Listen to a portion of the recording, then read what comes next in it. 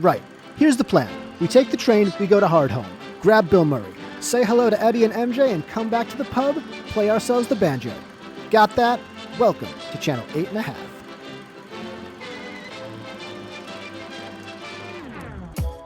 Hello, and thank you for joining us at Channel 8.5, a show all about movies and TV and pop culture. My name is Joe Galino. And I'm Andrew Hanna. Andrew, how are you doing this October day, sir? I am so excited, Joe, because today we get to explore a genre that I love, and that is the zombie genre. That's true. This is your baby. This is your episode. I'm a little bit obsessed with zombies. And the great thing about it is that there's so much zombie stuff out there. So we're going to actually structure this theme a little bit different than we usually do. Usually we'll structure our themes by talking about the movies themselves. However, we're going to break this up into specific categories. And the categories in this theme will be our favorite zombies or zombie types, our favorite scenes or set pieces, our favorite heroes that don't necessarily have to be the main character, and then our favorite zombie kills, and our top 3, but you knew I was going to come in with the top 5 zombie movies. True. I didn't expect you to actually follow the rules of top 3. No, I never do. I'm not going to lie. I was apprehensive of this because zombies are the biggest thing around for a long time now. Yeah, and every time we think that the zombie craze is going to die off or die down, it really doesn't. I mean, it's definitely not as much as, let's say, in the 2010s. That was sort of the peak. However, we were still seeing zombie things come out, even now. We just talked about one a couple of weeks ago with the girl with all the gifts. Yeah. I just watched Train to Busan. Did you really? Night. Yeah. You hadn't seen Train to Busan. I told you to watch that years ago. Did you like it? Yeah. We'll talk about it. We will? It made it into my top. That's why I went into top 5. No kidding. Yeah, dude. It was really good. Well, now I'm excited. But let's get into it. Yeah, let's get into it. Let's start with our favorite zombies, specific zombies, or favorite zombie types. All right. And because this is your baby, you start us off. Okay. Did you order them as like least not really. Neither did I. It's hard with this because there's so much out there. That's something that we could talk about too. Because how are zombies going to change? The zombie genre has to change with what's going on in the world right now. With coronavirus and all that, it has to. The Girl with All the Gifts was sort of the first indication to me that the genre is heading into new, more realistic territory, considering the fungus it was based on does actually exist in the world, albeit only infecting the ant population. But what if it does jump to humans? The interesting thing is I was watching the making of 28 Days Later because I was curious as to if they actually did close the streets of London at such a low budget. Yeah, they did. They would shut down the streets of London for a couple of hours in the very early mornings. And that's how they got Cillian Murphy kind of walking around. And they got all these iconic locations, Big Ben and all of that. And they would just do London it for a couple Bridge. of hours, though. I was reading a thing with Danny Boyle, actually, where he talked about he brought his daughter, who was, and this is kind of a sexist story, and he admits this too, but apparently the types of drivers that are driving around London at 4:00 in the morning are basically burly old men. Yeah. And so when they would stop traffic to obviously clear it out for Cillian Murphy to be alone in London, he would send his daughter out there to say, oh, hey, we're shooting a movie. Can you give us 2 minutes? And then the burly workers would just go, oh, yeah, of course I can. Absolutely. Whereas if it was some dude like you and me, they'd be like, no. Get out of here, guy. When you're on a low budget, you use whatever you have to your disposal. Even Danny Boyle was like, I feel bad about it, but, it got the job done, so. Well, apparently their budget was so strapped, and they likely wanted to put the money toward closing those streets and then getting the big house and things like that, that the zombies in the church were all not paid. They were just given tea, which you can only get away with in Britain. Well, that does make sense, though, because, in America, coffee is the biggest thing. If you don't give people coffee on a set, there's going to be rioting. Oh, yeah. Coffee is the one thing that if you don't have it, people will turn the joint over. Tea, on the other hand. What does Ted Lasso say? Is brown dirty water or something? Yeah, something like that. I'm going to talk about 28 Days Later a little bit later. Yeah, I watched that last night, too, because I needed a throwback. I haven't seen it in so long. Anyway. My favorite zombie, one of my favorites, is, and this is going to go into video games, The Witch from Left 4 Dead. Okay.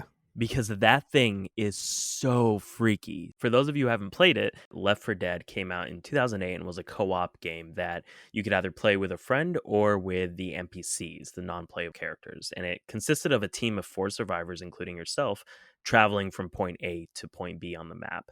And the virus in this game is actually really cool because it reacts differently with some people. So you get these different zombie types that you encounter along the way, like the Boomer, which is this morbidly overweight zombie that, if you shot, would explode with zombie blood and attract even more zombies. And the Hunters, which are basically parkour zombies that move and jump incredibly fast. And one of the zombie types is the Witch. And you'll usually encounter her in a dark and quiet alley or a room. And as you approach one, you begin to hear weeping and crying and this unnerving music. And she's sensitive to light and sound, so I used to try to get around her without setting her off, but sometimes she'll be blocking a doorway you need to get through. So it's inevitable. But once you do shoot her or disturb her, she is terrifying and lurches towards you while screaming this high-pitched scream, and she's very difficult to kill. It was terrifying. We used to play together.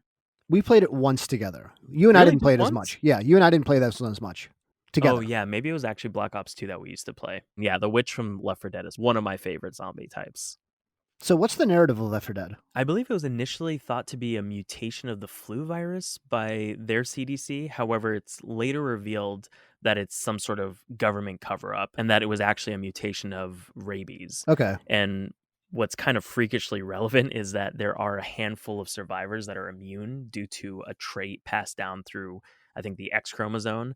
However, although asymptomatic, they could still be carriers of the virus. And what's cool about Left 4 Dead is that the information isn't communicated to you through cutscenes, but through graffiti and newspaper cutouts that litter the walls of these safe houses that act as save points. Oh, that's fun. Yeah, so for instance, there's one safe house where someone writes, "I was here only a week," and they're already shipping people out. And under that, someone says, "Those are carriers." And then under that, it just says, "Good riddance. The only good carrier is a dead carrier."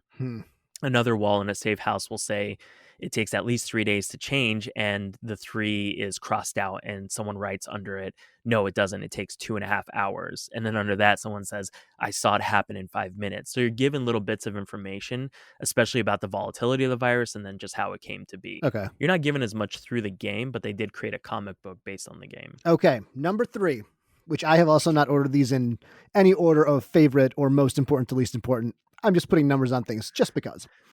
Number 3 favorite zombie in culture is Eddie the Iron Maiden mascot. Now, obviously you know what that is, Andrew, but for people who don't, Iron Maiden is a metal band most prominent in the 80s, and their mascot, if you pull up any of their logos, I'm gonna look do it right now. I remember it. I actually recognize it. You'll know the image when you see it. You'll know Eddie because Eddie is the iconic mascot of really metal, because it's one of the most well-known sort of metal images. He's a zombie that is always on the cover of all the Iron Maiden artwork, and he's been on them since the very beginning. But the great thing about Eddie is that he can be anything. In one album cover, Number of the Beast, he can be manipulating Satan.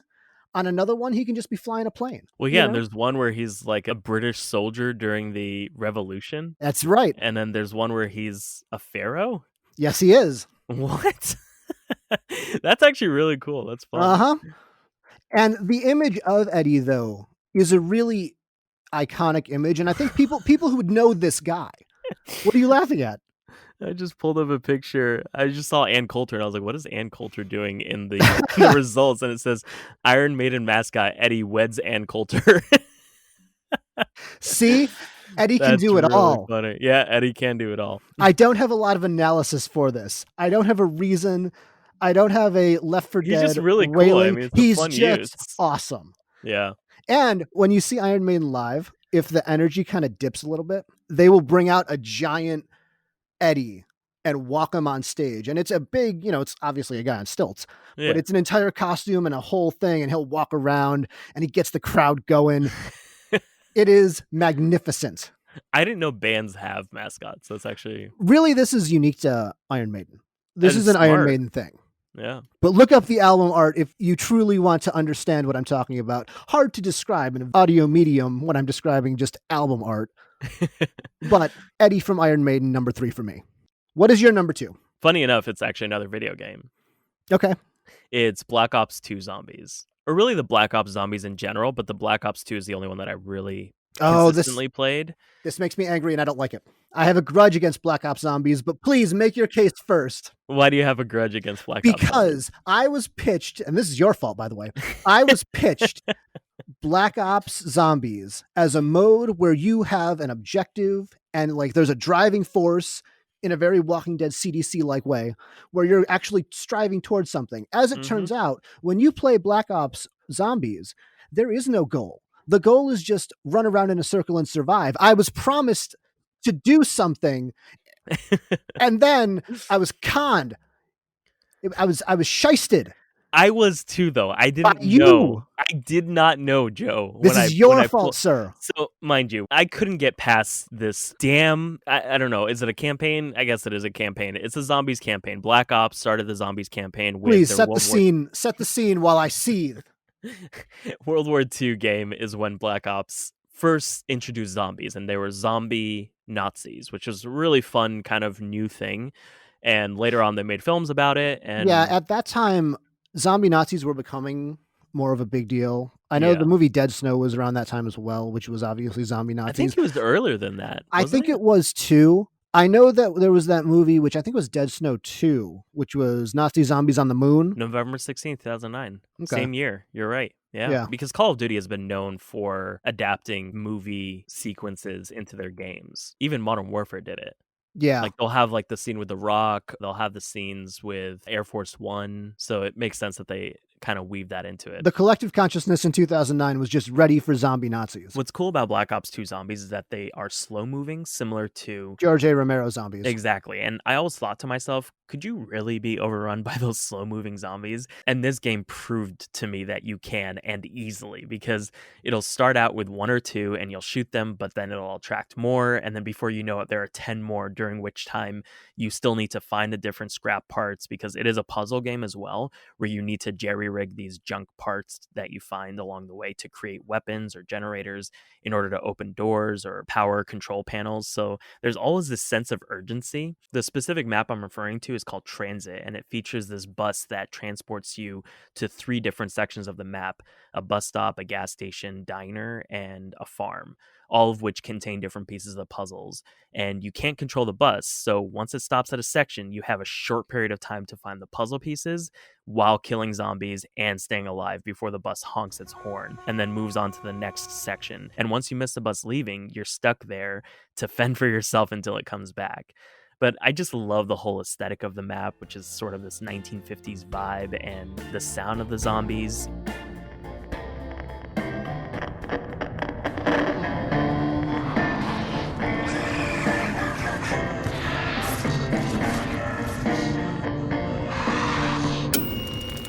Even one of the other maps is called Nuketown, and it's supposed to be set in one of those faux towns they used to build when testing nuclear weapons. That's all well and good, until you realize there's no end goal. There is no end goal. The bus just keeps going round and round, and you're sitting there going, what's the point? I think the point is to reveal the part of the broader story that this specific game is telling, because the full anthology is spread amongst all the Black Ops games. Like the new one that's coming out, Cold War, is also going to have zombies in it. What else is on your list, Joe? Number 2 on my list, I'm going to go with a movie, and I'm going to go with The Monkey Named Jack from Pirates of the Caribbean, because those are Caribbean. Good call. Yeah. Technically zombies. And the best one, obviously, is Captain Barbossa's friend, the monkey named Jack. He is resourceful, provides companionship, and he serves a purpose. He goes and helps Barbossa get the medallion back from Jack when they're attacking the ship. He provides the best joke in the whole movie when they say, "We named the monkey Jack." Well, thank you, Jack. You're welcome. Not you. We named the monkey Jack. I just wanted to basically talk about Pirates of the Caribbean as well. He also has a little musket, which is so fun. He does get a little musket. He looks really cool as a zombie, too. He looks really freaky. And then, really, one of the, predating Marvel after credits scenes, at the very end of the first Pirates of the Caribbean, you see him take one of the medallion pieces again and turn back into a zombie monkey. Which I don't know if you knew that. Yeah. Mm-hmm. I used to watch that movie a lot. I love it. I love it so much. Underrated zombies. Pirate zombies. It was so cool when they were walking underwater and then the moonlight's streaming through the water. Oh, I'm going to talk about the moonlight later. It's so cool. So number 2 for me, The Monkey Named Jack, Pirates of the Caribbean. What's next for you? The zombie from Hocus Pocus. What? Yes. Did you have this on your list too? I also had this on my list. All right, that's okay. No, that's okay. I bet we were both like, oh, I'm so clever for choosing this. Joe's not going to remember the zombie from Hocus Pocus. Billy. Mm-hmm. Billy the zombie. The first word out of his mouth, and really the only few words out of his mouth. Wench. Trollop, you buck-toothed, mop-riding firefly from hell! Ah! I've waited centuries to say that. He's a man of few words, but he makes them count. Exactly. But I love when he cuts the stitching on his lips and he starts coughing up dust. And then after he curses her out, he looks at the kid and he goes, I've waited centuries to say that. Like it's been hundreds of years and I still got to listen to this. Yeah. Played by Doug Jones. That's right. I forgot about that. Yeah. Which, Doug Jones, famous for playing creatures, mostly in Guillermo del Toro movies. He played the Fishman in Shape of Water. He was the faun in Pan's Labyrinth, but he is very famous for his makeup and creature work. He is like the Boris Karloff of our time. Because he plays all the monsters? Yeah, Boris did his own makeup, though. Like, he was a makeup artist, I think. Really? I didn't know that.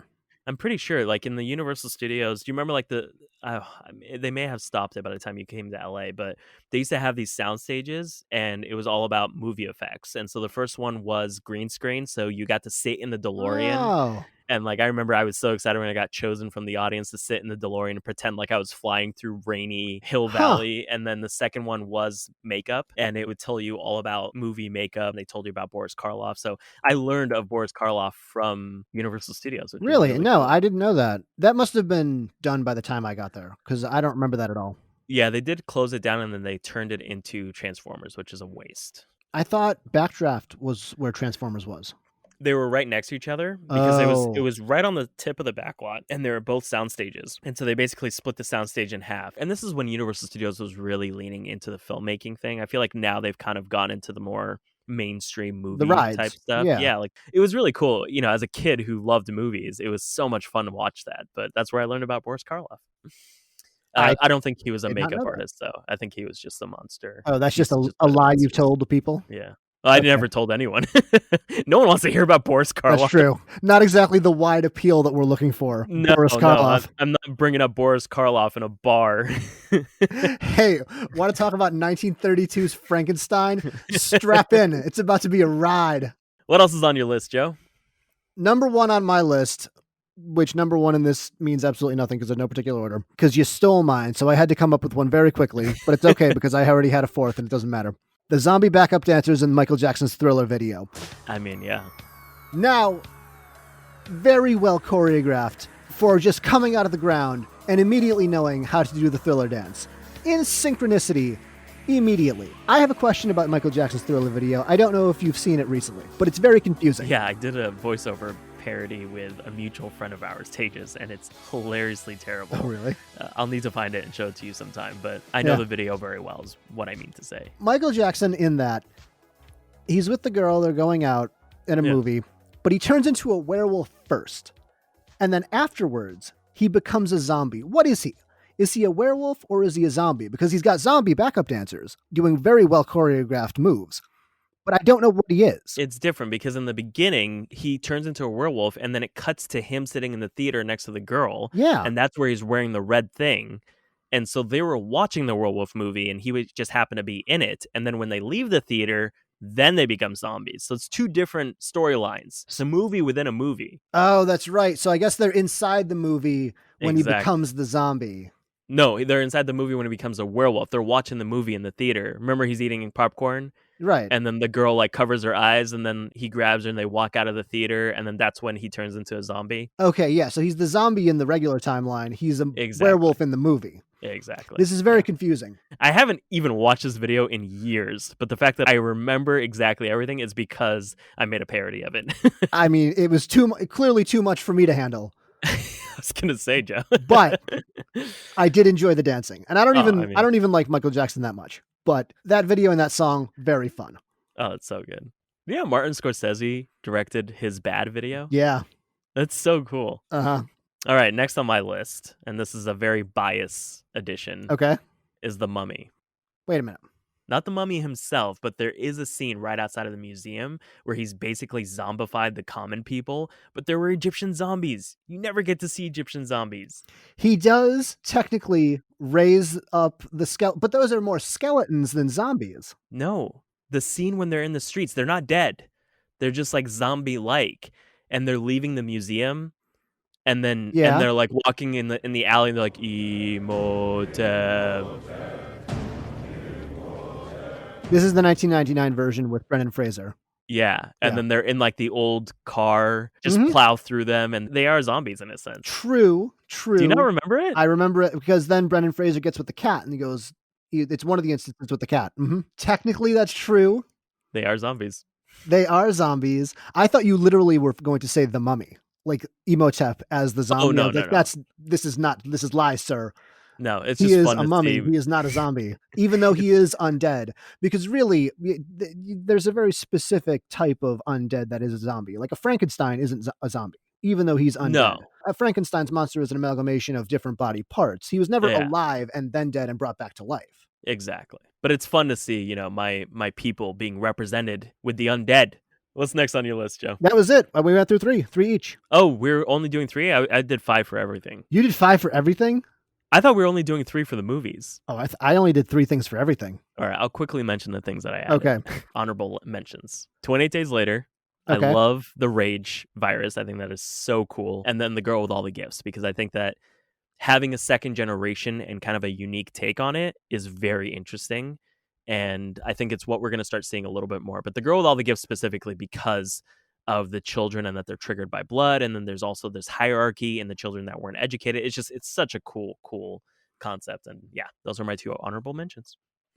Okay, fair enough, because you did extra credit because you're a goody two-shoes student and I'm the cool kid sitting in the back wearing a leather jacket and riding a motorcycle because it's the 1950s. Let's go with that. You're a kid in high school. You're riding a motorcycle? Yeah, I am. Because, I'm like Fonzie. That's what cool kids do. They're exactly like Fonzie. All right, let's move on.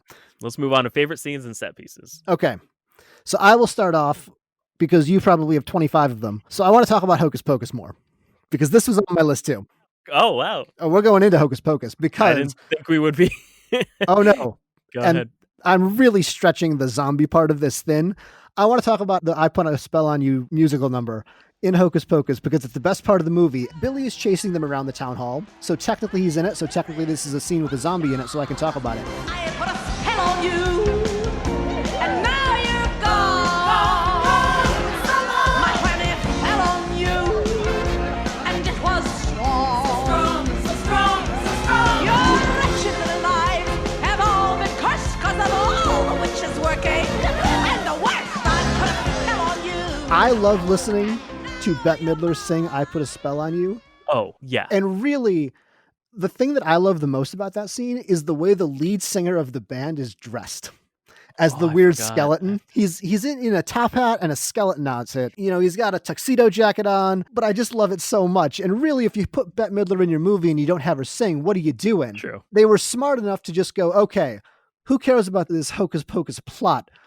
Let's clear the lane out for 5 minutes, have Bette Midler sing I Put a Spell on You, and then we'll get back to the matter at hand. It's my favorite thing. It's on ABC Family all the time. So really, if you want to see it, just wait a couple of hours. You'll be able to find it. No, he actually looks like he is from New Orleans. Kind of like a voodoo priest guy. Yeah, he looks like a voodoo priest type skeleton. Mm-hmm. I do like that look. I like the look a lot. I love everything about it. Is that stretching the prompt a little thin? Yeah, but I don't care. There's one zombie in it. I'll give it to you. Yep. All right. That's correct. You gave me 2 honorable mentions, and you're likely going to have to concede a few more honorable mentions, but I'll give it to you. Hard Home, Game of Thrones. Okay, I was wondering when we were going to get to Game of Thrones.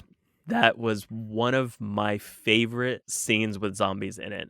ever. I mean, it's not even a scene. It's 25 minutes of an episode. I just love the stakes in that scene and the way it slowly built up to all-out chaos, then sudden silence, and the Night King slowly walks to the edge of the docks, stares at Jon Snow dead in the eyes, and raises his arms. But even the moment when the White Walkers are perched atop the ridge looking down at the camp below, and a flood of whites start pouring into the camp, and as they hit the ground for just a moment, you think that they might not get up, but of course they do. The design of those whites too, the White Walkers are different than the whites. If you haven't seen Game of Thrones, they're two different things. But essentially the whites can just be decomposed bodies, even so much as skeletons, but the design of them are all so different, and they're all really creepy looking. And there was a wonderful moment where one of the characters, she's facing down a bunch of them, and she knows that she's going to die. And the design of all of them is so great, watching her just get overwhelmed by them. Yeah, she was one of the leaders of the two kids that she put on the boats just moments before, only to come face to face with a pack of zombie children. And in that moment, she doesn't have it in her to kill those kids. For one episode. She shows up for literally 25 minutes, half an episode. Yeah, and that speaks to how great Game of Thrones was at its peak, because they could introduce characters to you only 45 minutes ago and make you care enough when she's killed off. Is that your favorite episode of Thrones? What's your favorite episode of Thrones? Off the top of your head. I mean, Hardhome is the obvious one that pops in my head. Because I think mine is, I'll give you some time to think. Mine is Blackwater, I think. Blackwater's a really cool scene. Because I think Blackwater, it perfectly exemplifies everything that Game of Thrones should have been at the end. It shows the intelligence of Tyrion. It shows the incredible battle sequences. But it also gives you the dynamic between Cersei and Sansa at the very bottom. So it does give you the interpersonal dynamics as well. I think it encompasses everything. It doesn't show all the characters because it's mostly focused on, it's all in King's Landing. I agree. Blackwater was both satisfying in terms of action as well as character development and drama. And like you said, I love that in that episode, you see Tyrion prove his intelligence and its value in a world that seemingly holds brute force in higher regard than wisdom. But in the end of the day, not only is he attacked by his own family, his father, who shows up at the last minute, reaps the glory. And it's a pivotal moment for his character specifically, because it festers until it's released in the episode of his trial when he says, "I saved you all. I should have let Stannis kill you all," which is probably one of my favorite scenes. And that's the thing. I don't know that I have a favorite episode, but I think I have a lot of favorite moments. But what is your favorite episode? I have a couple. I like Blackwater. I do like Hardhome, but the first half of that, when they're not at Hardhome, is kind of forgettable. I like Kiss by Fire a lot. That's the scene where Jon Snow and Ygritte get together for the first time. Yeah. I really like that one. I also like the battle episode, Watchers on the Wall, where they're defending the wall. From the White Walkers or from from the Wildlings, the first time. It's a great episode, yeah. That's the one where the demise of Jon Snow and Ygritte. I think my favorite full episode is probably Hardhome, but I love the Oberyn death and the hold the door reveal. But I digress. Let's get back to the task at hand. Let me ask you this. Are you going to talk about Don't Stop Me Now from Shaun of the Dead later? That's one of my honorable mentions. Fantastic. I want to talk about, because I want to get as much Shaun of the Dead in as possible. I want to talk about the scene where they're throwing the records at the zombie at the very beginning, mostly because it's just hilarious. Where they're going through the record going, no, I don't like that one. No, keep that one. Toss it. And he's like, that was an original print. Purple Rain. Sign of the Times. Definitely not. The Batman soundtrack. Sade. That's Liz's. Yeah, but she did, don't you? Oh.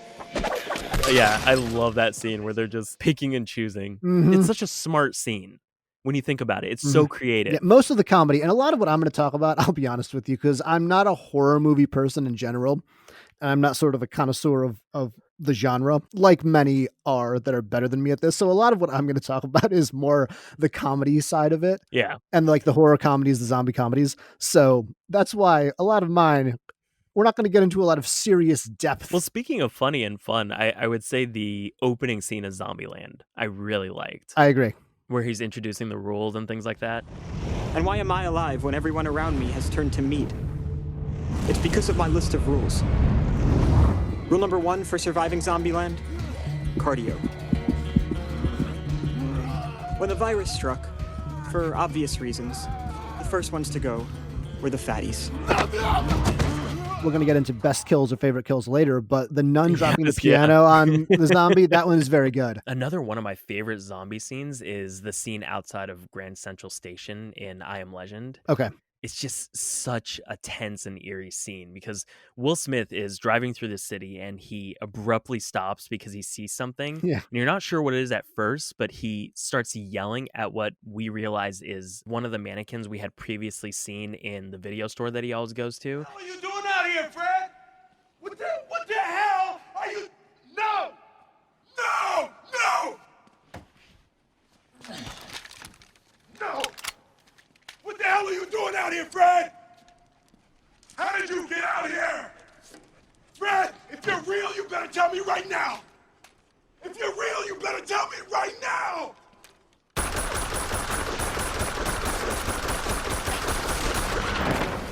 And as he approaches Fred, he trips a wire that wraps around his leg and swipes him off his feet, knocking him unconscious as it suspends him from one of the streetlights. And you realize that the zombies have basically set a trap for him.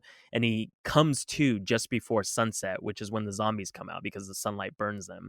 And he has so little time to get back home. So he cuts himself down and begins crawling toward his car, at which point the leader zombie comes out of the station with his zombie dogs. And the only thing between him and the dogs is this sliver of light that's pouring through a gap in the buildings, like a starting line. And the tension just keeps building as he's trying to get back to his car, and the light is slowly dissipating. And as soon as the light goes out completely, the dogs lunge at him, and his dog Sam saves him, becoming infected in the process. It's just such a great scene, and it's so sad. What are your thoughts on the ending of I Am Legend and what the original ending was going to be? Do you know about this? Yeah. So I want to read the book because of the original ending. Mm-hmm. And for those of you who haven't read the book or know what the original ending of I Am Legend is it turns out that the legend is Will Smith in a bad way. So he is the boogeyman of the zombies. And he keeps setting traps for them. He keeps kidnapping their people. And he's trying to cure them, but they don't want to be cured. They just want to live. And they did actually shoot that ending. Yeah, they did. And it's sad. But I guess that it was studio... considered too bleak. Yeah. But I mean, what's great is that you see the girl with all the gifts get away with that ending. That is true. Yeah, it really does. Girl with All the Gifts, that was made with a lot lower budget. It wasn't a tentpole the way that I Am Legend was supposed to be. You know, we're talking about the zombie genre being so saturated, and it almost felt as though you probably could have made that ending of I Am Legend 5 years later after the zombie craze had kind of blown over, because the studios were probably looking for a different take on it. Yeah. I mean, really, because 28 Days Later came out in 2002, and that's really what kicked off the modern age of zombie stuff, I would say, is 28 Days Later. Really, by 2007, I don't think it was even at its zenith yet. Walking Dead Season 1 was probably the peak zombies in the last 20 years, is what I would say. I would say that's when it's... no, you might be right, because that Dawn of was the Dead... The climax. Yeah, Dawn of the Dead had come out right before then. Yeah, so the late 2000s, early 2010s was the peak of the zombie zeitgeist. Oh, yeah. They were the main cultural phenomenon. Yeah. Walking Dead Season 1 was 2010. And Walking Dead Season 1 took a lot from 28 Days Later. The opening of the pilot was basically 28 Days Later. Speaking of 28 Days Later, though, one of my favorite scenes is the drop of blood that falls into Gleason's eye. Yes, exactly. Mm-hmm. Because it's such a tragically stupid way to get infected. They had just arrived at the checkpoint where the radio call promised salvation, and no one's there. None of it matters. It's almost like you're just wandering around on an armored bus going from stop to stop in a big circle, and nothing matters. Yeah, and he breaks away from the group to take a breath, and he's just being taunted by this crow that's pecking at a dead zombie hanging atop a fence, and it won't stop. So he goes and kicks the gate, trying to shoo the crow away, and a drop of blood from the zombie's body falls straight into his eye. Dad, are you all right? Yeah, I'm fine, sweetheart. Sorry I lost my temper. Hannah, I love you very much. What? Keep away from me. Stay where you are. Dad? Keep away from me! Dad? Keep away from me! Keep away from me! Keep away! Keep away! Keep away! What's wrong? Dad! Jen! Jen is infected! No! Oh god, it's so emotional, but I love the shot of the blood dropping into his eye, like it's the point of view of the drop of blood as it falls, and it's just this swift moment, just an instant. And it's the only time he ever expresses any anger, and it leads to him getting the rage virus. Ugh, it's just so sad. But what is your next scene? For my last scene that I want to talk about, and I'm going to go back to Pirates of the Caribbean because I really just want to not play by the rules that we've set for this episode, but it involves zombies, so it counts. I want to talk about the last scene in the cave, the climactic fight where Jack Sparrow and Captain Barbossa are sword fighting. Oh, And yeah. they've both turned into, Jack has picked up the Mhm. medallion. He's turned into one of the undead. And as they're sword fighting through these shafts of moonlight that come through this cave, and they are turning back and forth between skeletons and regular people, I love it. I thought it was incredible. The It's first time such I a saw cool that in sequence. a theater, because we were about 12 when that movie came out in theaters, Mhm. 12, Yep. 13. We had just turned 13 when that movie came out because you and I were born a week apart. I did not ever think about CGI and effects like that before this. Yeah. I thought it was the coolest thing ever. No, I agree. I was aware of it in a way that didn't pull me out as much as I was like, I can't believe this is happening, and I'm Yes. so excited. Like, I'm so happy that someone did this. Mhm. In that moment, you're just enjoying the crap out of it because it's such a cool visual. But give me your honorable mentions now because you did more work than I did. Quickly go through them. Well, I already talked about the opening scene with Zombieland. I Uh-huh. love the doppelganger scene in Dawn of the Dead Oh, okay. when they're standing on the roof Uh-huh. of the mall, and then there's another guy that's on this other building, and That he Ving has a Rhames plays chess with. yeah, and then the second stop of the train in Train to Busan. Okay. Like when they're coming down the escalator and then they all just start rushing up, and the sense of helplessness that they must have felt in that moment. It's amazing that Train to Busan, because it came out in 2016 after zombies have been Yeah. oversaturated. It's just such a simple premise. If you haven't seen Train to Busan, it's zombies on a train. There's a train from, I think it's Seoul, Mhm. and they're going to Busan. That's it. That's the whole movie. But it's finds so many cool ways to do zombies. It's both lighthearted, but also very heavy. It's not quite an action movie, but it's also not quite horror. Like, it's not 28 Days Later horror. It's a genre that I can't really explain, but it's just so fun to watch. It doesn't do anything earth-shattering. Yeah, exactly. I agree with that. And I think that is what I loved about this, because this to me is what good film is meant to be. It's multiple things at once, not just an action horror film, but you can experience a range of emotions throughout the entire thing. And American blockbusters used to do that with the likes of Jurassic Park, Speed, Air Force One, all those 90s, early 2000s action movies, whereas now it feels like most blockbusters concern themselves only with the thrills over story or character. But you can have both without creating something, like you said, that's earth-shattering. Like, it doesn't have to be this cinematic masterpiece, but I want to care about the action and the danger these characters are in, but I can't if you don't spend enough time developing them. And it doesn't take that long. I mean, like we mentioned earlier, Game of Thrones did it in the span of one episode. Mhm. I think it also has a lot to do with Korean films. Korea is very good at doing horror. The Korean yeah. horror, scene, Japanese horror films are really scary too. But Japan does it too. it was The Grudge Korean? Yeah. No, The Grudge was not Korean. The Grudge was Japanese. Japanese, right? Yeah. Yeah.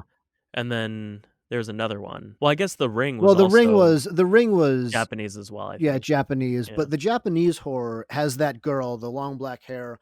That's a It's more about Japanese cultural spirits. touchstone. Yeah. Yeah, more about spirits and things Yeah. like that. Korea is just all over the place. Korea Yeah. does zombies. They will do, just weird serial killers. Yeah. Boon Jung-ho did it with The Host as Did well. the Host, so they'll do giant monsters.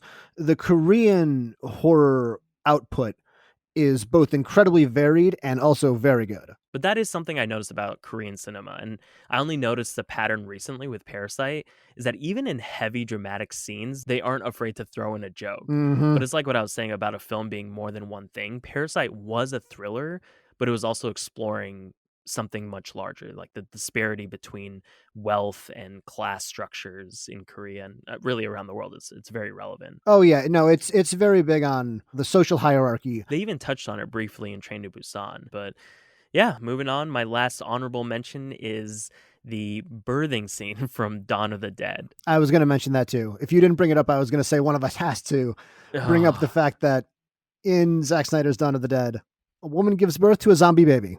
That's such an unnerving scene. And then just the blood splurting out when her water breaks. Yeah. And Dawn of the Dead, best unironic use of Disturbed's Down with the Sickness. And then they bring it back at the end credits.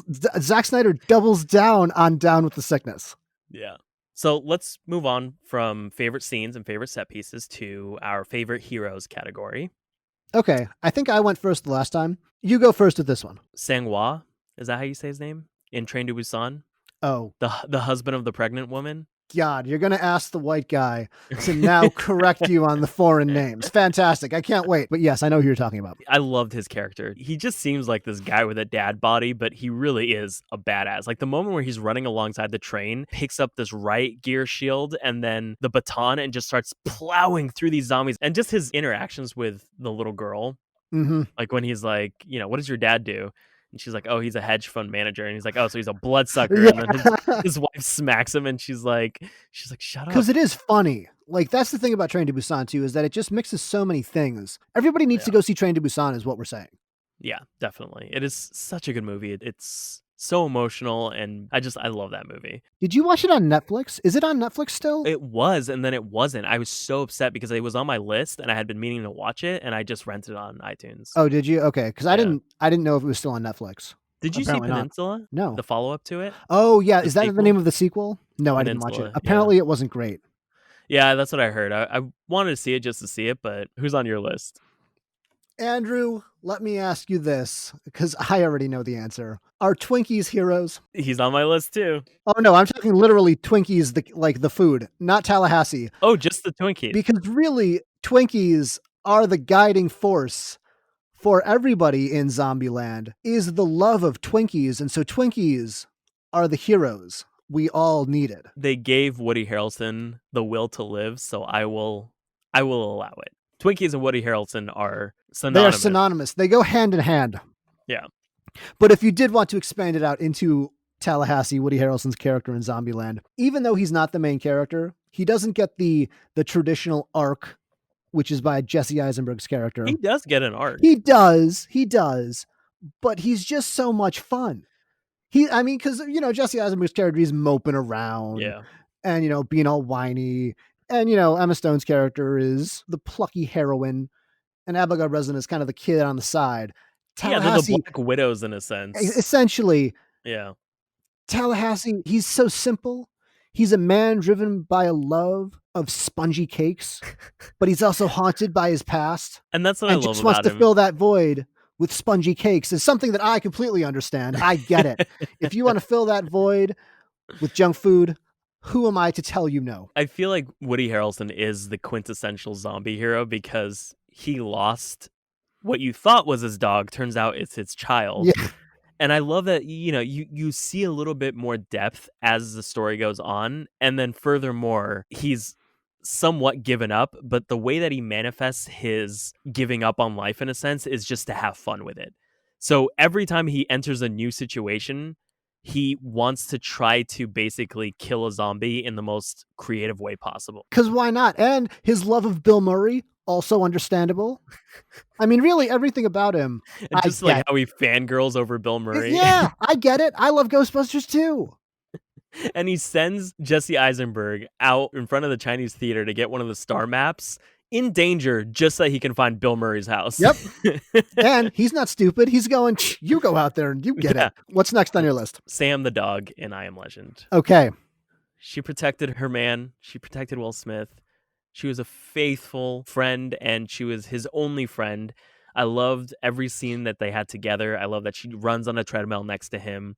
I love that he gives her baths every night, and he sings Bob Marley to her. It's just, I love that dog. And why is she a hero? Because he keeps his hope alive. If it wasn't for that dog, he'd have probably shot himself in the head a long time ago. Oh, yeah. The dog and the mannequins. That's true. And the weird, creepy relationship he has with those mannequins, which, who among us hasn't really, but you cared so much for this dog. Like when she runs into the building and he has to go find her, like that whole scene. And when he finds her, he says, how many times did I tell you not to leave me? Don't go into the dark. Like, how do you have such good chemistry with the dog? And I love that character. And I love that she was, like you said, his driving force. She was what kept him alive. Another thing that keeps people alive, much less cuddly and fun, is Ash's chainsaw hand from Army of Darkness. Have you ever seen Army of Darkness? I haven't, no. Okay. So Army of Darkness is the third movie in the Evil Dead trilogy. Ash from Evil Dead 1 and 2 gets sent back in time to then deal with undead zombies with only a shotgun, a chainsaw, and his trusty Oldsmobile. And his arm gets hacked off, and so he attaches a chainsaw to it and just starts going to town. And Army of Darkness is the most the most comedic of the Evil Dead movies, and those movies are already kind of, bordering on comedy as well. Yeah. But if you're going to do it, chainsaw on your arm, just for easy reaching, don't need to carry it. Your other hand is free to do other stuff. It's just good planning. Well, you're not wrong. My next one is Nick Frost from Shaun of the Dead. So you didn't go with Shaun. Explain yourself. I mean, I love Shaun, obviously. Shaun is the obvious favorite from that, but Nick Frost was he had some of the funniest moments. Like the moment where the girl impales herself on the pole, and then all you hear is like the disposable camera clicking, and then his whole argument of, oh, that's not a real gun. Dogs can't look up. Dogs can't look up. Yeah. Shaun takes the gun and then shoots it, and he looks at Nick and he goes, okay, but dogs still can't look up. When they're trying to get into the Winchester, and then Nick gets a phone call. Yeah. I think it was his drug dealer. Yeah. Or no, it was a guy looking for weed because Nick Frost sells him drugs. And he goes, man, I got nothing. And he goes, what's up, mate? I love his character. Anyone else on your list? Last on my list, favorite heroes that don't need to be the protagonist of the movie. I am going with the genre of music, punk rock. The punk rock genre. Now, let me explain. I went into video games and you went into rock. Can I just say I appreciate that? True. We really haven't been milking the and pop culture part of the intro when we say movies, TV, and pop culture. We're really making up for that in this one. That's why I really wanted to go into video games. Have you ever seen the movie The Return of the Living Dead from 1985? I think I've seen scenes of it, but I haven't seen the intro. You have seen scenes of it, and I know because we talked about it before. But let me explain that this movie was way ahead of its time, right? So we were just talking about Shaun of the Dead. Shaun of the Dead is a movie where the characters are aware of the zombie genre. That was made in 2004, where everything has kind of, become more meta. The Return of the Living Dead, one of the very early on first scenes of the movie, the two main characters, Frank and Freddy, are these two sort of lunch pail guys, punch in, punch out, Barney Rubble, slide down the back of a brontosaurus and go to work type of dudes. Yeah. They work in a medical supply warehouse. And the older guy, Frank, is explaining to Freddy. He says, you ever seen that movie, Night of the Living Dead? Well, that was based on a real thing. And so they're referencing the movie Night of the Living Dead in The Return of the Living Dead as a thing that was, hey, that's real. Also, they're just sort of, bumbling around, and Frank shows Freddy the body that they have that was supposedly from that movie. Night of the Living Dead, they're like, no, it was real. It was real. We got one of the bodies downstairs. Let me show you. And so they go down, and he does show him a decaying corpse, and he bangs on it, and he goes, no, everything's fine. Nothing can get out of this. And he bangs on it, and then this gas starts leaking out of it. Yeah. And that's the beginning. That's how everybody gets infected. Yeah. But the reason why punk rock is the savior of this movie is because the entire aesthetic of the movie is based around the punk rock scene of the mid 80s. And so a lot of the characters in there's a character named Trash. Mm-hmm. And, it follows these kind of group of punk rock kids. There's Scuzz. There's a character named Suicide. That mentality is behind the entire movie. It's subversive. It's also the first movie where you have talking zombies, where they have motivations. And it's also where zombies wanting brains. What do zombies? That's right. Yes. What do zombies eat? They eat brains. It's because of this movie that became a thing. Yeah. Now I remember which one it is you're talking about. Mm-hmm. The soundtrack is also all of these punk rock hits. Well, not even hits, but it's just a punk rock soundtrack, and the soundtrack is amazing. So obviously, punk rock is the hero of this movie, and really zombies in general, because a lot of what we get from zombies comes from this movie. I love how in this movie, Also, everybody's very accepting that it's zombies. There's a point in the very early Frank and Freddy, they kind of reanimate the corpse on accident. And both of them are very okay with this. Like, they're freaking out. Yeah. But they're also being like, okay, it's zombies. We get it. They think of Dawn of the Dead and they go, okay, remove the head or take off the brain, just like they say in Shaun of the Dead, right? So they do that in Return of the Living Dead, but then the body's still moving around and they go, I thought you said it was to take out the brain. And he goes, that's what they said in the movie. It would work. And he goes, the movie lied. Then, I like when they go meta with that. It is. Stuff. And 1985. I need to watch that. It is. It's very good. I don't think a lot of people have seen it, or at least I'm not sure. It might sort of be an under the radar. I think it's more of a cult. It's a cult movie classic, than anything else. The effects in it though, it's very gory. It's very gory and bloody. Mm-hmm. And like, you see the tendons and the spinal fluid coming out of, the corpses and whatnot, but it's also very bleak. It's weird because it's a very sort of subversive message to it, because at the end, the movie came out in 1985, so I don't really care. I'll spoil it. The end of the movie, it's very comedic, but also at the end, the military just blows everybody up. So they just call in the military because they see on the side of the canister, right? At the very beginning, they go, okay, in case of emergency, call this number. But they don't do that because they go, nah, we'll figure it out. It'll be fine. at the very end, after they've screwed everything up and everybody's infected, they go, okay, maybe we should call somebody. And so they call the number, and then at the end, the military goes, all right, and just nukes the whole place. And they go, there's only like 4,000 deaths. Perfectly fine. And that's the end. That's how it ends. So again, the punk rock mentality lives on even in the ending of that movie. You talking about the military reminds me of the episode of Community with the zombies. We're going to talk about that later. And I'm going to say Jeff as a zombie still texting on his BlackBerry is so probably cool. One of my favorite heroes. Was it it was Donald Glover who was like, how are you still so cool? I think we can move on to favorite zombie kills. Favorite kills. Let's do it. Let's do it. You go first. My number one, and probably I will say this is my favorite, is Dueling Banjos, Zombieland. Yeah, okay. Like, you have to. I mean, Woody Harrelson playing like, and then the guy comes out and he's like, you got a pretty mouth, and then smacks him with a banjo. I mean, come on. It's funny that you mentioned Zombieland, because I'm going to bring up one from Zombieland 2, which is the I very haven't seen beginning. It. I wanted to see it. It's not as good as the first one. I would argue that one of the funniest parts in it is the very beginning. Or maybe only I thought this was interesting because I've sat through a lot of beginnings of movies, but the Columbia statue, the lady holding the torch. Yeah. They do a very, like the Scott Pilgrim thing, right? Where they change the logo around a little bit. Yeah. During the beginning, it does the banana and it pulls back, and then two zombies come in and rush the Columbia lady, and she just bashes him in the head. And then goes back really? Yes. And then she goes back to standing there all tall with the torch. Wait, so I thought that was funny. Yeah, it was interesting. Look it up. Zombieland 2 so Columbia cool. logo. I like it when movies do play with the logo of the studio a little bit. Now, if everybody did it, it would be oversaturated. So maybe it would lose its fun, but Scott Pilgrim did it, turned the logo into an 8-bit logo. Yeah. Pineapple Express, I know, did it. Tarantino does it all the time. I love the blood spattering on the sea. That's really cool. Columbia lady doesn't take nothing from nobody. That's actually really cool. I like that. Is that one of your zombie kills? Yes, it is. Nice. I like it. Well, and I'll move on to mine. Another one too, because we were just talking about it. I want to talk about Community, and though nobody gets killed per se.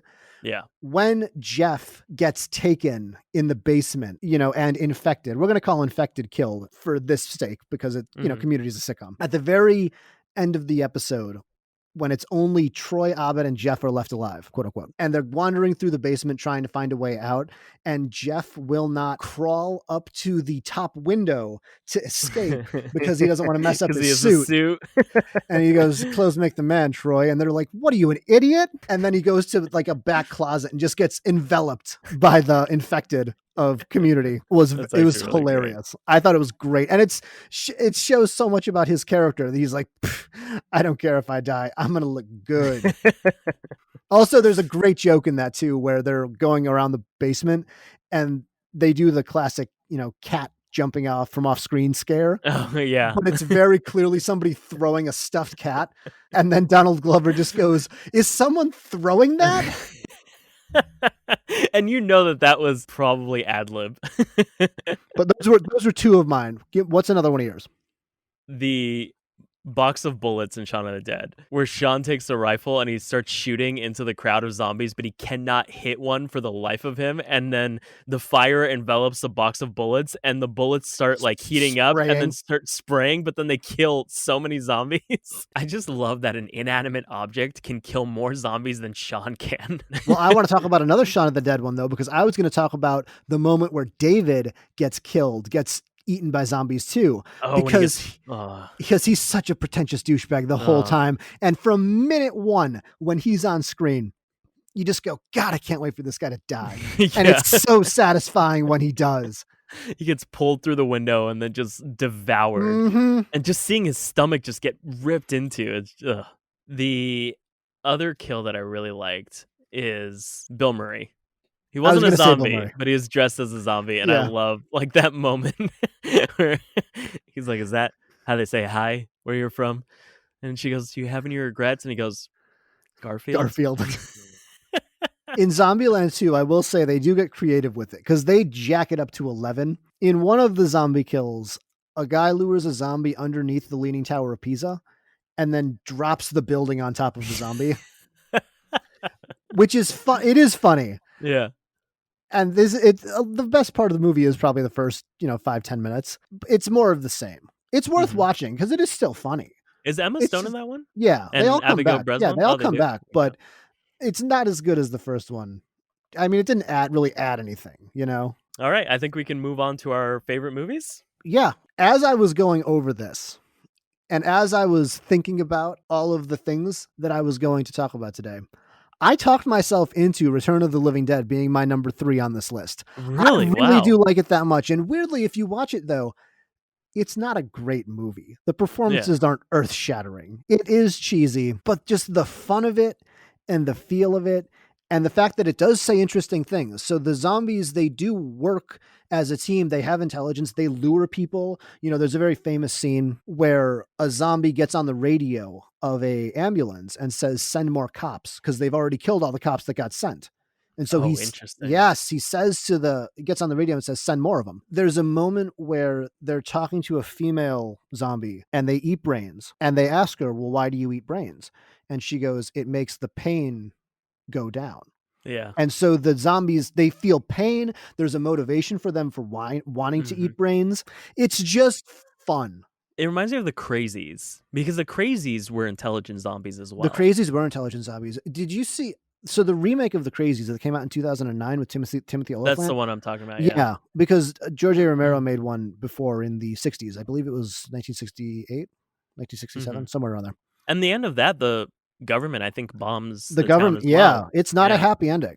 Yeah. But that movie, The Crazies, was such a surprise to me. I had such low expectations going into that. I saw that at like 10 o'clock in the morning when it first came out at a terrible theater in North Hollywood. And I walked out of there going, wow, that was great. Yeah, and it flew under the radar. Not a lot of people saw it. I mean, it gained a little bit of attention after the fact. I think. What else is on your list? Give me your full list. Full list? Okay. Return of the Living Dead, Shaun of the Dead, 28 Days Later. And I was thinking back on it, and I really like 28 Days Later. 28 Days Later was number 1 on every single list that I looked up. Really? In research for this, and I was surprised. Oh. Because 28 Days Later, I mean, it established a lot of the tropes of that era. Of the modern zombie. Zombie era. Like George A. Romero, Night of the Living Dead, Dawn of the Dead, did zombies back then, again, 60s, 70s. Created it in a sense, and then created the genre as we know 20 it. Days Later sort of revolutionized it. Mm-hmm. So yeah, 28 Days Later was on my list. Zombieland is on my list because it's so much fun. Mm-hmm. Shaun of the Dead, of course. I Am Legend captured my imagination at the time. You love I Am Legend more than anybody that I know, though. I think I love the emotional driving force, and I love the idea of someone being alone in New York City. I think that's just so cool. And then Train to Busan made it into my top 5. I thought Train to Busan was phenomenal. It was Snowpiercer, but better. Just because they're both set on trains? Was basically Snowpiercer. They're trying to get to the front of the train. And that's true. They are trying to get to the front of the train. They have to go like car by car. But I think Train to Busan, because I was watching it in the beginning and I was like, I wonder if this is going to be one of those things where people feel like they have to like it because how much can you do on a train with zombies? It seems like they would just keep going in circles, but at no point did I feel as though a moment was redundant or that I was like, oh, this has already been done or anything like that. It was very original in the way that it went about guiding you through the storyline. And I really like Train to Busan. I have 3 honorable mentions that I literally wrote down while we were talking. Hit me. This is a shout out to our film school cinematography teacher, Matthew Conan. Mm-hmm.